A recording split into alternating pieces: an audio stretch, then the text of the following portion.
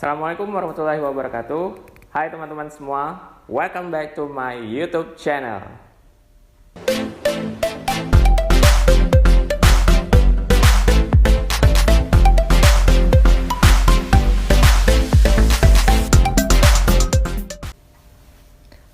Teman-teman, kali ini kita akan membahas gimana sih persiapan untuk mengikuti beasiswa atau seleksi beasiswa. Jadi mungkin teman-teman juga udah pernah dengar di video-video yang lain selain di sini, tapi nanti saya akan coba bahas yang secara general ya. Jadi kalau teman-teman memperhatikan, jadi ada 3 garis besar persiapan sebelum kita mengikuti seleksi beasiswa. Yang pertama adalah untuk mempersiapkan skor bahasa Inggris ataupun skor yang lain yang dipersyaratkan oleh kampus. Terus yang kedua, teman-teman juga harus memastikan mengenai program studi teman-teman yang ingin tuju. Jadi mau program studi di kampus mana ataupun di negara mana. Jadi harus ada riset sendiri ya nantinya. Nah yang ketiga yaitu teman-teman juga harus melihat ke beasiswanya. Teman-teman mau ikut beasiswa yang mana, karena masing-masing beasiswa juga punya kelebihan dan kekurangan masing-masing. Nah kita mulai aja ya supaya nggak terlalu panjang. Nah kita mulai aja nih. Yang pertama yaitu yang paling utama menurut saya ya, walaupun ini bukan persyaratan utama untuk lulus seleksi beasiswa atau lulus di kampus tujuan. Teman-teman harus mempersiapkan skor bahasa Inggris.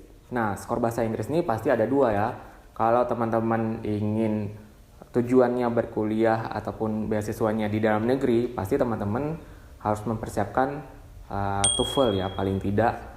Tapi kalau tujuannya ke luar negeri, teman-teman harus mempersiapkan skor bahasa Inggris yang diterima secara internasional. Misalnya TOEFL IBT atau IELTS. Ataupun nanti mungkin ada persyaratan tambahan di kampus, mungkin bukan tambahan ya, mungkin ada beberapa program studi yang mempersyaratkan teman-teman harus mengambil TOEIC. Tuh. Nah, pengalaman saya di Banda Aceh, nah di sini itu cuman ada lembaga yang menyediakan tes IELTS. Nah, tapi harganya mahal banget, kira-kira 4,1 juta.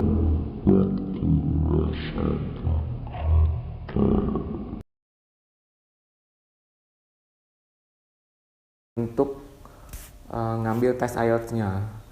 Nah, kalau teman-teman nggak mempersiapkan secara matang untuk skor bahasa Inggris ini sayang banget, karena ngerogoh kocek ataupun bayarin tes 4,1 juta itu bukan harga yang menurut saya, untuk kisaran saya sih nggak murah sama sekali. Jadi benar-benar harus dipersiapkan. Nah, waktu dulu pengalaman saya tahun 2019, saya sih nggak ngambil IELTS-nya di Banda Aceh ya, karena 4,1 juta gitu, hampir 5 juta, mikir-mikir dong gitu.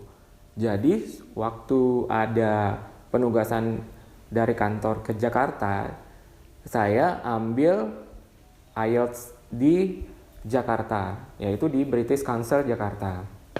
Nah di British Council ini ada di Medan juga ya, ada mungkin di kota-kota besar lainnya ada, tapi saya ngambil di Jakarta karena pada waktu itu kebetulan ya saya lagi bertugas di Jakarta, jadi ngambil cuti extens untuk ngikutin tes IELTS di British Council. Tapi tergantung teman-teman.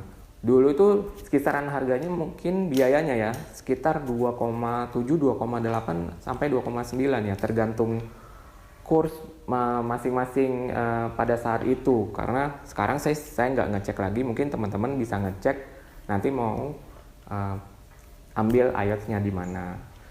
Nah, karena biayanya mahal, saran saya sih teman-teman harus ikut paling tidak ada les atau intensif, persiapan intensif untuk ngambil IELTS ini. Memang kalau yakin teman-teman dapat skor yang memenuhi syarat dari requirement beasiswanya, ya silakan coba.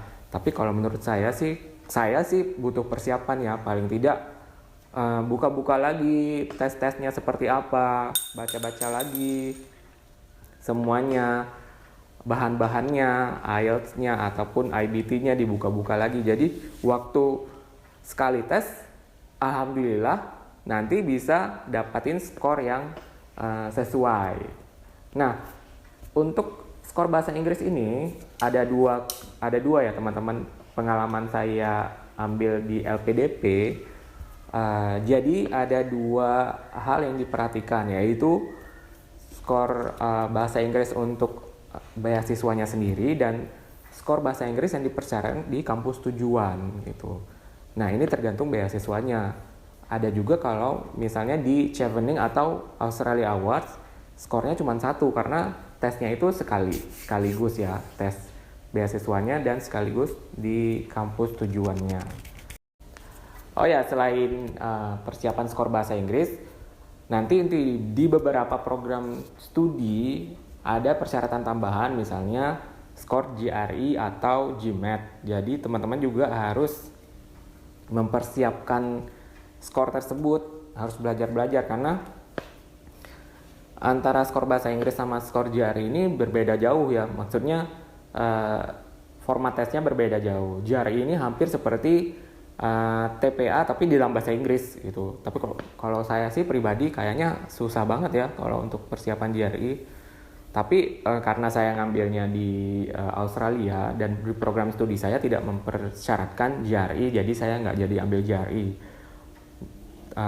Tapi pada saat itu juga waktu tahun 2020 juga karena lagi pandemi dan tes GRE itu hanya ada di Jakarta, jadi saya mengurungkan niat untuk ambil GRE tesnya. Dan memang sekarang disediakan GRE online, cuman ada persyaratan tambahan yang harus teman-teman penuhi untuk ngambil GRE online. Tapi nanti teman-teman juga bisa cek di website GRE-nya gimana sih persyaratan tesnya dan di kapan aja waktunya untuk ngambil GRE-nya. Nah, GRE ini juga ada persiapan intensifnya teman-teman. Jadi teman-teman boleh ngikut persiapan intensif GRE juga supaya nanti waktu bayar nggak sama seperti skor bahasa Inggris, maksud saya. Bayarnya pakai kurs, jadi waktu ngambil tesnya hasilnya nanti memuaskan teman-teman. Demikian teman-teman pembahasan persiapan beasiswa kita kali ini. Jangan lupa like, share, dan komen, dan subscribe. Dan nyalakan lonceng, nanti teman-teman bisa dapatin notifikasi dari video-video saya selanjutnya. Oke teman-teman, tetap sehat dan wassalamualaikum warahmatullahi wabarakatuh.